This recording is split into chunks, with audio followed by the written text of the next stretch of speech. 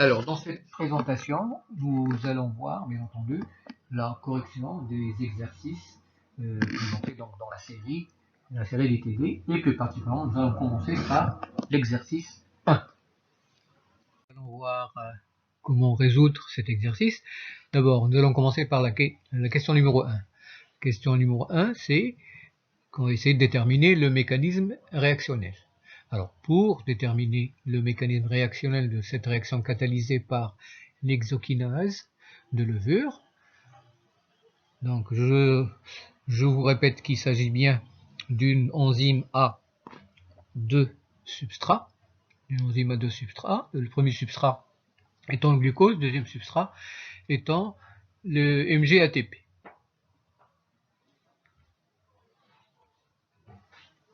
Alors, pour déterminer le mécanisme réactionnel, on doit tracer, on détermine le mécanisme, on doit retracer les deux représentations graphiques. D'abord, deux représentations graphiques, 1 sur V en fonction de 1 sur glucose et 1 sur V en fonction de 1 sur ATP.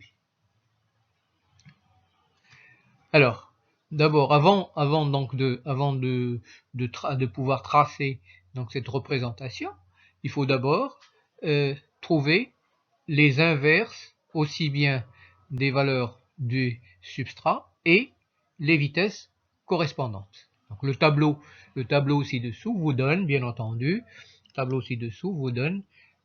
entendu, si je prends le substrat MgATP, les inverses, les premiers 6,67, 3,22, 1,61, 0,80 et 0,13.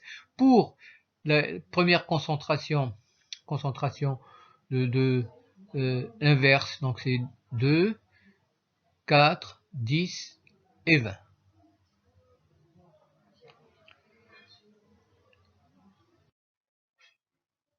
Alors, d'abord, première représentation graphique, 1 sur V en fonction de 1 sur glucose et 1 sur V en fonction de 1 sur MgATP. Pour tracer bien entendu les droites, il faut prendre le papier millimétré dans le sens de la largeur. L'axe de l'abscisse, vous le mettez à 1 cm à partir du bas. L'axe des ordonnées, vous le mettez à partir de 5 cm à partir de la gauche. Alors, ce qui peut arriver parfois, c'est que les différentes droites ne rentrent pas dans le papier millimétré. Donc, ce qui fait, vous décalez votre axe des abscisses d'autant de 12, de 15, etc. jusqu'à ce que les représentations tiennent dans le papier millimétré. On va continuer. Alors, pour la première représentation 1 sur V en fonction de 1 sur MgATP, l'échelle utilisée pour l'axe des abscisses, 2 cm vaut 1. Et pour l'axe des ordonnées, 4 mm vaut 1. Donc, vous avez donc cette représentation, qui vous donne que, vous voyez que toutes les droites se joignent sur l'axe des abscisses, et cet axe des abscisses, c'est bien entendu la valeur qui va vous donner la constante de vitesse correspondant au MgATP. Bien entendu, pour déterminer la vitesse maximale, on va le déterminer dans les conditions saturantes. Alors, quelles sont ces conditions saturantes? Ces conditions saturantes, c'est toujours la concentration la plus élevée correspondant à l'autre substrat. Ce qu'on est en train de dessiner, c'est le MgATP, mais l'autre substrat, c'est le glucose. Donc, la concentration, puisqu'on a 4 concentrations, 0,05, 0,10, 0,25, donc les conditions saturantes, ça sera pour la concentration 0,5. C'est la raison pour laquelle je vous ai pointé ici 1 sur Vm. À l'inverse, les conditions sont non saturantes, ce sont pour les faibles concentrations. Par exemple, pour la concentration 0,05. Voilà donc pour la première représentation. Maintenant pour la deuxième représentation. Deuxième représentation, 1 sur V en fonction de 1 sur glucose.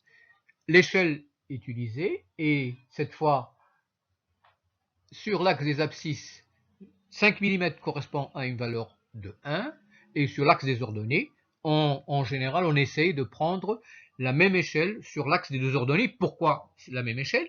Puisque là, cette échelle va nous donner la vitesse. On n'a qu'une seule réaction, c'est la réaction catalysée par l'hexokinase. Donc, on essaie de prendre la même échelle pour avoir, bien entendu, il n'y a qu'une seule vitesse de la réaction. Alors, vous voyez que sur la représentation graphique, bien entendu, là, on remarque que là, qu'est-ce qu'il y a? Que toutes les droites se joignent sur l'axe des abscisses en un point qui est bien entendu la constante des vitesses correspondant au glucose. Et là, comme on a fait pour la première représentation, la vitesse maximale, on la détermine dans les conditions saturantes, et les conditions saturantes, puisqu'on a 5 concentrations, les conditions saturantes, c'est la concentration 750. Et à l'inverse, les conditions non saturantes correspondent à une concentration de 15 en mg/ATP. Alors bien entendu, vous voyez, je vous ai donné ici la formule 1 sur Vm que multiplié 1 plus Kb sur B. Pourquoi ceci étant égal à 1 sur Vm? Lorsqu'on est dans les conditions saturantes, ce terme-là, Kb sur B1, va tendre vers 0. Et s'il tend vers 0, toute cette expression va tendre vers Vm. Et c'est la raison pour laquelle on peut déterminer Vm. Alors maintenant, puisque je vous ai dit dans le cours que vous ne pouvez répondre à cette question qu'une fois que vous avez tracé les deux représentations. Alors, maintenant on peut répondre à la question. Quel est le mécanisme de cette représentation? Le mécanisme qui correspond à cette représentation, qui dans les droites se joignent aussi bien 1 sur V en fonction 1 sur V en fonction 1 sur V en fonction de 1 sur V en fonction de 1 sur mg/ATP et 1 sur V en fonction de 1 sur glucose, mais si toutes les droites se joignent sur l'axe des abscisses.